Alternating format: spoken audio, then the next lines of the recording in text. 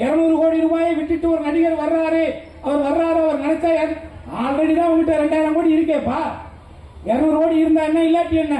இந்த இருக்கு என் போனு, இதுல ஒரே ஒரு அக்கௌண்ட் நம்பர் தான் HDFC பேங்க்ல இருக்கு. நம்பர் எடுத்து ஓபன் பண்ணிப்பார். அதிகபட்சம் ஒரு 50,000 ரூபாய் இருந்தா பெரிய விஷயம்.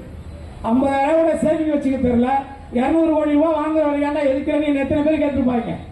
காசு இன்னைக்கு இருக்கு, நாளைக்கு போய் அது இங்க பிரச்சனை இல்லை. பணம் 200 கோடி இழந்து நான் மக்களுக்கு சர்வீஸ் பண்றேன், நான் இழந்துட்டு வரேன். இல்லை, இன்றைக்கு இவரே ஒரு சங்கீதம். நீங்க நல்லா புரிஞ்சுக்கங்க, இது பெரிய விளையாட்டு, இது பெரிய கேம். இந்த தமிழ்நாட்டுக்குள்ள தமிழர்களை பிரித்தாண்டு பாஜக ஏதாவது ரூபத்துல தமிழகத்துல தன்னுடைய காலை பதிக்கணும்னு நினைக்குது.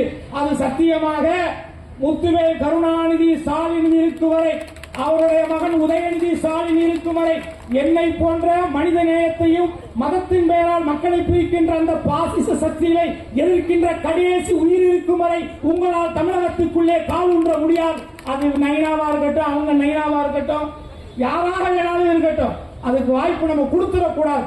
டயா பூஸ்டர் சுகருடைய ரிமோட் கண்ட்ரோல் இனி உங்க கையில. அனைத்து மருந்து கடைகளிலும் கிடைக்கும்.